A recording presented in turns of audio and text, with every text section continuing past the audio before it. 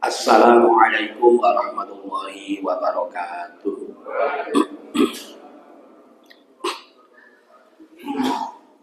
Alhamdulillahilladzi khalaqal mauta wal hayata liyabluwakum ayyukum ahsanu amala wa huwal azizul ghafur. Asyhadu an la ilaha illallah wa asyhadu anna Muhammadan abduhu wa rasuluh.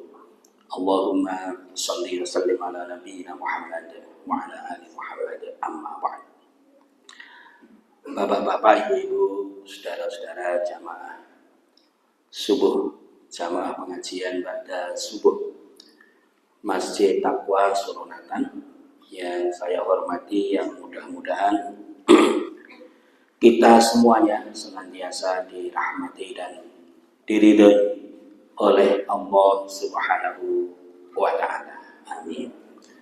Marilah kita awali pengajian pagi ini dengan mengucapkan lafaz basmalah bersama-sama. Bismillahirrahmanirrahim. Kita lanjutkan dengan berdoa, kemudian disambung dengan sayyidul istighfar bersama-sama. Raditu billahi rabba wa bil islami dina wa bi Muhammadin nabiyya wa rasula. Rabbi zidni ilma warzuqni fahma. Amin. Allahumma anta rabbi la ilaha illa anta khalaqtani wa ana 'abduka wa ana 'ala 'ahdika wa wa'dika mastata'tu. A'udzu bika min syarri ma sana'tu. Abu'u laka bi ni'matika 'alayya wa abu'u bi dambi faghfirli fa innahu la yaghfiru dzunuba illa anta. Selanjutnya yang tidak boleh kita lupakan sebagai salah satu unsur takwa yang sebenar-benarnya, marilah kita di pagi ini bersyukur kepada Allah karena begitu banyak nikmat yang telah Allah anugerahkan kepada kita. Salah satunya nikmat yang paling besar yaitu nikmat iman. Salah satu bukti kalau kita masih beriman adalah sabda Nabi, "Idza ra'aitumur rajula," jika kalian melihat ada orang-orang yang ya'tadul masajid fasyhadu lahu bil iman. Kalau kalian melihat orang-orang yang sering mendatangi masjid-masjid tentu untuk beribadah, apakah itu sholat, pengajian, tadarus, iktikaf, dan lain sebagainya, saksikanlah bahwa orang itu adalah orang yang memiliki iman. Jadi salah satu indikator orang beriman apabila sering mendatangi masjid-masjid. Jamaah yang dirahmati Allah, kalau kita membaca medsos, baik itu melalui media, internet, kemudian YouTube, TikTok, dan lain-lain, tentu kita akan mengerti apa yang sedang terjadi di negeri kita ini dengan maraknya berbagai macam demonstrasi. Bahkan pagi ini di berbagai wilayah termasuk di Yogyakarta itu juga ada titik-titik rawan demonstrasi.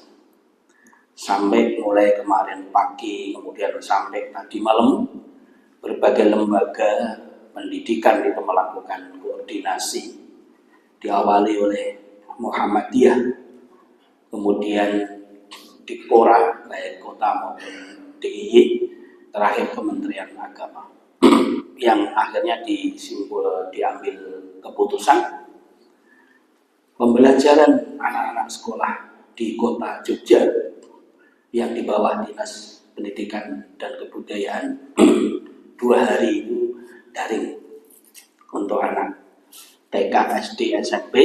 Hari ini dan besok itu dilaksanakan secara online. Ini untuk mengantisipasi demonstrasi yang isunya itu di Yogyakarta akan diadakan hari ini. Nah, bahkan Sri Sultan juga perlu mengundang 10 rektor ya untuk membicarakan persoalan ini. Ini menunjukkan betapa urgennya persoalan yang sekarang terjadi. Nah, terkait dengan itu Bapak Ibu jamaah, saya tidak akan membahas apa itu yang menyebabkan demonstrasi, kemudian siapa di belakang itu. Saya nggak bicara itu, tapi saya akan bicara apa sih peran kita atau fungsi kita sebagai manusia. Kalau kita memahami hakikat wujud kita sebagai manusia ini, kita harus berbuat apa, kewajiban kita seperti apa, maka kita akan selalu bisa menyikapi apapun yang terjadi.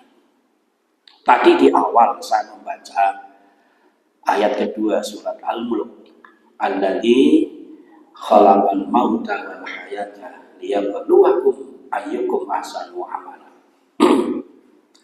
Nah, dari sinilah saya ingin membahas persoalan ini.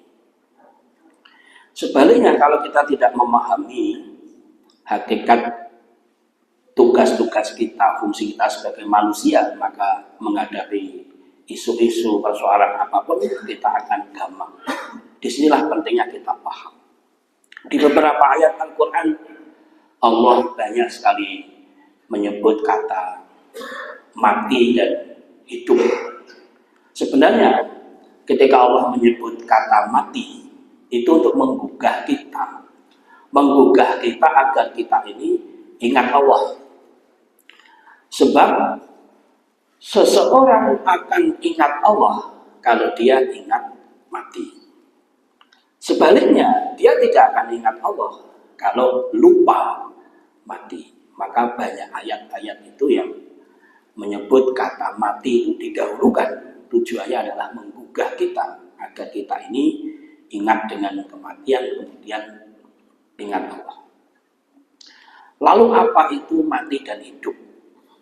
Dulu orang sering mendefinisikan sesuatu dikatakan hidup itu kalau bisa merasa, mengetahui, kemudian bergerak.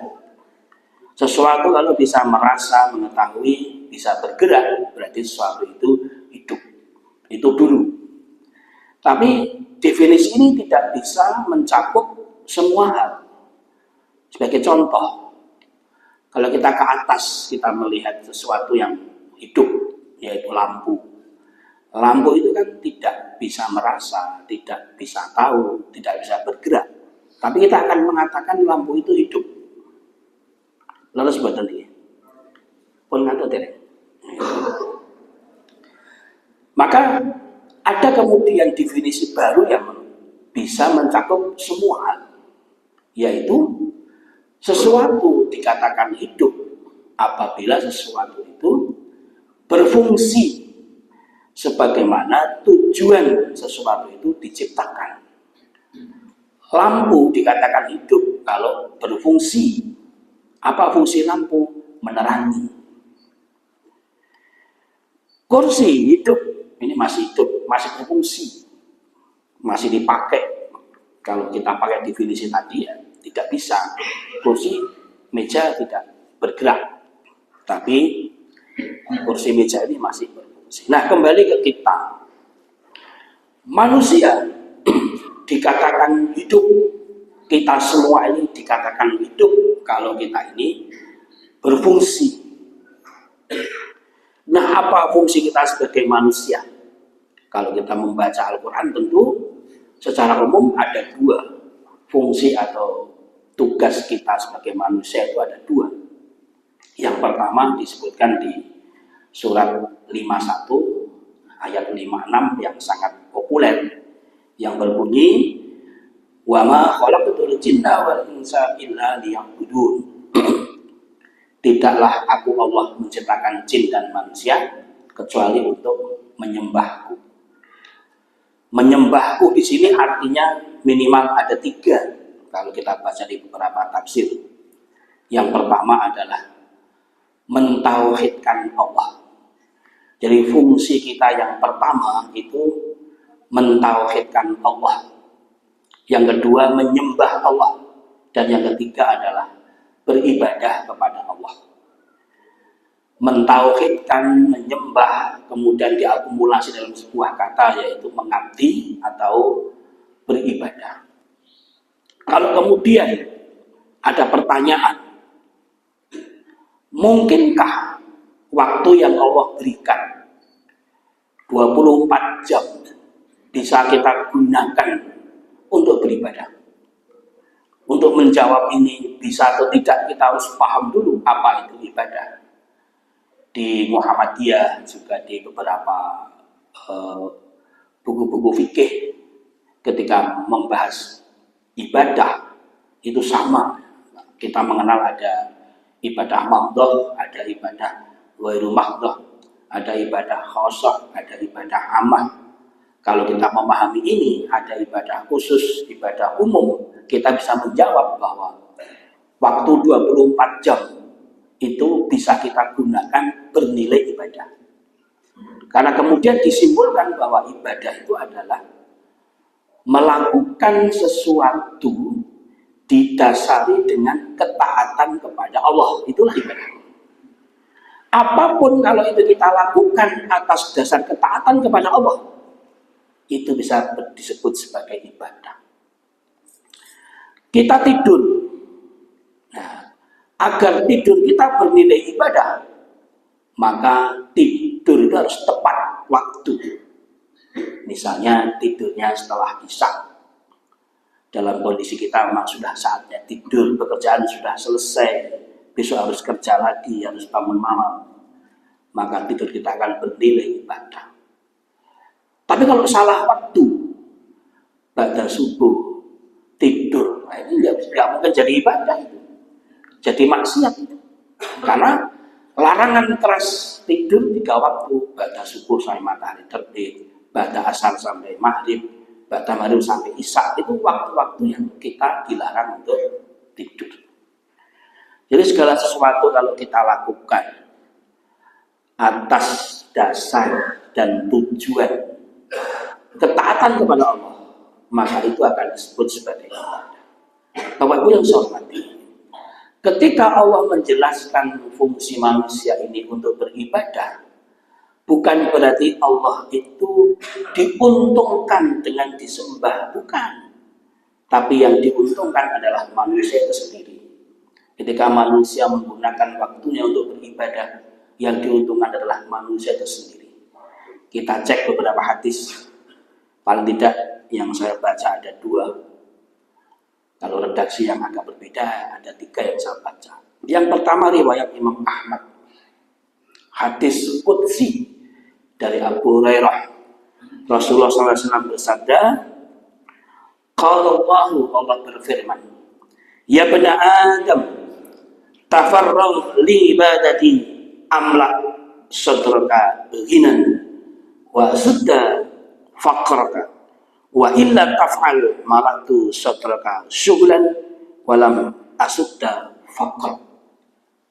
Yang artinya adalah Allah berfirman, hadis qudsi, ya bani Adam, hai anak Adam, hai manusia, kita semua dipanggil oleh Allah, hai manusia, tafarragh li ibadati, gunakan waktumu untuk beribadah kepadaku. Jadi kalau kata-kata ibadah baik dalam Quran maupun hadis itu pasti ku, kepadaku, gak ada yang kepada kami. Artinya ku itu ya Allah, gunakan waktumu untuk beribadah kepadaku. Amlak sadraka ghinan, niscaya pasti akan aku penuhi dadamu dengan kekayaan. Gunakan waktumu, habiskan waktumu untuk beribadah kepadaku. Niscaya aku penuhi hatimu, dadamu dengan kekayaan. Wa sudda faqrak, dan akan aku jauhkan kamu dari kefakiran. Akan aku penuhi kamu dengan rizki. Wa ila taf'al, Tapi kalau kamu tidak melakukan itu, artinya kamu tidak menggunakan waktumu untuk beribadah kepadaku, ingat, malah tu sadroka sugulan, maka akan aku penuhi kamu dengan kesibukan-kesibukan. Kalau kamu tidak menggunakan waktumu untuk beribadah, akhirnya kamu hanya sibuk sana, sibuk sini, kegiatan ini, kegiatan itu yang tidak bernilai ibadah. Sama-sama sibuk, tapi sibuknya itu tidak bernilai ibadah. Walam asudda faqra, dan aku tidak akan menutup kefakiran, artinya kamu akan tetap merasa kekurangan. Kemudian di hadis yang sama ada sedikit perbedaan. Ya pada Adam tafarraq li ibadati amla setelah kahinan wa sudda faqra wa lam taf'al malaktu yataka sughlan wa lam asudda faqra. Hai manusia, wahai anak Adam, beribadahlah sepenuhnya kepadaku, niscaya aku akan penuhi hatimu dengan kekayaan, akan bisa merasa cukup dengan pemberian Allah, merasa puas dengan pemberian Allah, ridho dengan ketentuan Allah, ketetapan Allah. Jadi itu yang dikatakan dengan kekayaan hati. Dan aku penuhi kebutuhanmu, kebutuhan kita duniawi dipenuhi oleh Allah. Di satu sisi, kalau orang menghabiskan waktunya untuk beribadah, menggunakan waktunya untuk beribadah kepada Allah, Allah akan penuhi hatinya dengan kekayaan.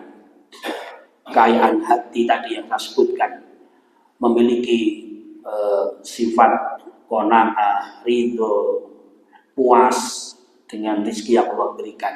Juga kebutuhannya akan dicukupi oleh Allah. Ini janji Allah. Sebaliknya, kalau kalian tidak menggunakan waktumu untuk beribadah kepadaku, maka aku akan penuhi tanganmu, fisikmu dengan kesibukan-kesibukan, dan tidak aku penuhi kebutuhanmu, akan merasa kurang. Walaupun gajinya sudah besar, akan masih merasa kurang. Itu persoalannya adalah karena tidak salah memanage tadi kehidupannya tadi, tidak melaksanakan fungsinya sebagai hamba tadi yang mestinya harus menghabiskan waktu untuk beribadah tadi. Ini riwayat Imam Ahmad. Kemudian di riwayat Imam Al-Hakim ini mirip, cuma nanti di akhir hadis itu sedikit berbeda. Ya pada Adam tafarraq li ibadati amla qalbaka hinan wa amla yadaika rizqan. Ya pada Adam la tuba'idni. Wahai manusia, wahai anak Adam, fokuslah beribadah kepadaku. Apa yang kamu lakukan didasari ketaatan kepada Allah, baik itu mahdhah maupun ghairu mahdhah. Ketika bekerja, kerja itu perintah Allah.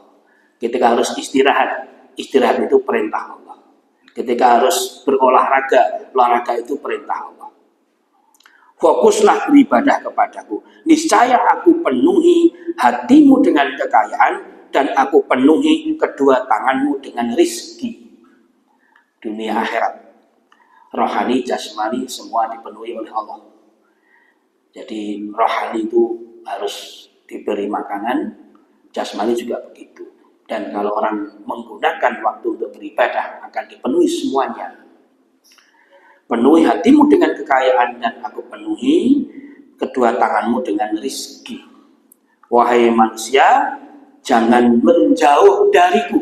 Bedanya di sini. Wala tuba'idni, janganlah kamu menjauh dariku, sehingga aku akan penuhi hatimu dengan kefakiran, dan penuhi kedua tanganmu dengan kesibukan-kesibukan. Nah, ini Bapak Ibu yang saya hormati, ini poin pertama. Fungsi kita sebagai manusia adalah beribadah kepada Allah, mencakup tadi menyembah Allah, mentauhidkan Allah. Maka ketika ada manusia yang tidak mau mengabdi kepada Allah, beribadah kepada Allah, hakikatnya dia itu mati. Dia tidak hidup menurut hakikat kematian ini. Jamaah dirahmati Allah. Kemudian yang kedua, apa fungsi kita? Yaitu di Al-Baqarah ayat 30. Wa in qala rabbuka lil malaikati inni ja'ilun fil ardi khalifah. Fungsi kita yang kedua adalah kita ini dipilih Allah menjadi khalifah. Khalifah itu dari bahasa Arab, khalfa, khalfun. Artinya adalah di belakang. Artinya kalau orang di belakang itu berarti dia pengganti. Maka kemudian khalifah itu diartikan sebagai pengganti. Penggantinya siapa? Pendapat pertama, manusia itu dipilih Allah menempati bumi itu sebagai penggantinya makhluk yang dulu pernah menempati bumi, yaitu Banul Jan, makhluk Allah yang namanya jin. Jadi dulu Suronatan ini yang menempati jin dulu. Nah karena jin-jin itu tugasnya cuma dua, yufsiduna wa yasfikud dima. Tugasnya cuma dua, membuat kerusakan dan menumpahkan darah. Nah ini kan kalau orang demo membuat kerusakan, menumpahkan darah kan masuk di sini berarti. Yufsiduna wa yasfikud dima. Jin-jin dulu itu tugasnya cuma dua, membuat kerusakan dan menumpahkan darah. Tidak ada yang kemudian pengajian seperti ini, tidak ada. Apalagi di syuting tidak ada. Terus dikasih snack pun tidak ada. Maka kemudian malaikat ditugaskan oleh Allah, termasuk waktu itu adalah iblis yang namanya masih Azazil. Jadi sebelum jadi iblis itu dulu namanya Azazil, itu sebagai salah satu makhluk Allah yang paling taat, ikut menghancurkan jin-jin di muka bumi. Nah, dihabisilah, dibunuhlah hampir semua jin, tapi ada yang masih hidup lari ke laut kidul, kemudian ke gunung, ke hutan. Suronatan habis, tidak ada jinnya. Dulu ya, termasuk Ngadi Minatan harus habis. Maka ketika ingat Roro Kidul dengan jinnya ke laut kidul, ceritanya katanya itu dulu waktu Gus Dur mau jadi presiden itu katanya Cak Nun pesan, aku pesen nang Gus Roro Kidul wis kudune wis ora ono. Gus Dur jawab, wis rasa khawatir, Roro Kidul saiki jilbaban. Kita jangan saya wis nikah-nikah kita wis jilbaban. Ceritanya dulu sebelum Gus Dur jadi presiden. Selingan kembali ke tema. Jadi kita ini dipilih oleh Allah sebagai penggantinya makhluk yang dulu cuma bisa bikin kerusakan dan pertumpahan darah. Kemudian pendapat kedua, nah sepertinya ini yang lebih tepat, walaupun pendapat itu ya kadang semuanya benar. Kita ini dipilih oleh Allah menjadi penggantinya Allah. Jadi khalifatullah, penggantinya Allah di muka bumi untuk memakmurkan bumi ini.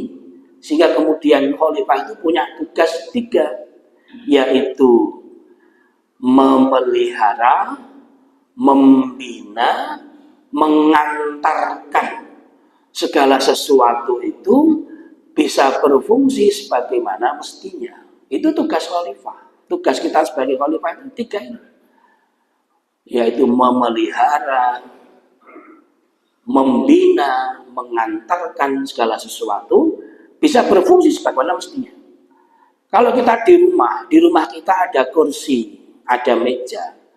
Kalau kita ingin disebut sebagai khalifah, ya memelihara kursi meja itu sehingga bisa berfungsi, dibersihkan, ada kotoran dibersihkan, sehingga kursi meja menjadi layak untuk diduduki dan dipakai menaruh barang. Karena fungsinya kursi yang diduduki, fungsinya meja ya sebagai tempat menaruh barang. Membina, membina anak-anak kita, generasi kita, agar memahami hakikat tugas-tugas dirinya. Itu tugas khalifah. Nah, kalau kemudian ada sekelompok manusia, apalah aktivitasnya, apakah demonstrasi itu hak asasi manusia. Karena apa? Kadang memang orang perlu mengutarakan pendapat dengan show of force, dengan menunjukkan kekuatan, karena merasa aspirasinya buntu, tidak ada lagi yang bisa menyalurkan aspirasinya. Itu ya silakan. Tetapi kalau sudah melakukan tindakan-tindakan anarkisme, perusakan, penjarahan, pembakaran, apalagi sampai menghilangkan nyawa, ini kan jadi pertanyaan. Berarti bukan lagi sebagai khalifah. Khalifah itu memelihara, bukan malah merusak. Nah ini tadi yang saya maksud. Kalau kita paham di sini, kita bisa ambil sikap. Sikap kita bagaimana ini menyikapi demo-demo sekarang ini. Ya tentu kita tidak ingin terlibat ikut-ikutan di situ kalau ada perusakan, bahkan sampai ada korban jiwa. Tidak hanya di Jakarta, ya di Jogja juga ada satu korban jiwa, mahasiswa Amikom yang meninggal juga. Sehingga tadi malam juga saya baca beberapa status mantan murid-murid saya itu juga nyari dana. Saya baca open donasi untuk demo. Waduh, ini aku ya nyumbang ya. Mana gue sama anak gue ya gini. Ini murid saya, berarti dia juga mau terlibat di situ. Nah, inilah Bapak Ibu yang saya hormati, yang harus kita pahami agar kita ini selalu berada di koridor yang benar, menjalankan fungsi kita yang dua tadi. Yang pertama adalah beribadah, dan janji Allah luar biasa kalau kita ini menggunakan waktu, segala aktivitas itu bisa bernilai ibadah. Yang Allah berikan yang dua tadi, kekayaan dan kecukupan. Apa yang kita butuhkan itu dicukupi oleh Allah. Yang kedua adalah sebagai khalifah yang tugasnya yaitu memelihara, membina, mengantarkan, memelihara, membina, mengantarkan segala sesuatu berfungsi sebagaimana tujuan dia diciptakan. Dalam contoh lain misalnya ada pohon mangga, ada mangga. Kalau di desa itu dulu banyak punya pohon mangga. Mangga itu fungsinya adalah dinikmati buahnya oleh manusia. Untuk bisa dinikmati tentu menunggu sudah masak, sudah saatnya dipetik. Kalau mangga masih keruntil kok dipetik, berarti dia tidak menjalankan fungsinya sebagai khalifah. Karena belum saatnya. Dia tidak menghantarkan mangga itu bisa dikonsumsi dengan layak. Nah, ini contoh-contoh seperti itu. Sehingga khalifahnya mencakup seluruh aspek kehidupan. Dari kehidupan yang dianggap sepele sampai kehidupan yang kemudian dianggap itu besar. Demikian Bapak Ibu yang dapat saya sampaikan. Semoga ini bermanfaat dan menjadi renungan buat kita, sehingga kita ke depan selalu bisa bersikap. Apapun yang terjadi, termasuk juga tadi malam juga muncul lagi berita Megatrust, itu selalu muncul kalau kita buka di internet ya. Karena BRIN itu Badan Riset dan Inovasi Nasional, sudah tidak lagi bertanya terjadi atau tidak, tapi sudah kepastian kapan, tinggal nunggu waktu. Prediksinya adalah antara 2025 sampai 2030 akan terjadi gempa dahsyat yang terkena dampaknya sekitar 30 juta orang dari Semenanjung Jawa Timur sampai Sumatera terkena. Jogja ya otomatis gitu ya, otomatis. Ketawa aku isi urip ora ya ora ngerti ya. Kalau 30 kan 5 tahun lagi. Nah, inilah pentingnya kita ngaji. Demikian sudah 30 menit karena syarat dari Ustadz Mainuri minimal 30 menit. Sudah memenuhi syarat untuk di akhir. Mari kita tutup dengan bacaan alhamdulillah bersama-sama. Alhamdulillahirrahmanirrahim. Ada kurang salah, saya mohon maaf. Assalamualaikum warahmatullahi wabarakatuh.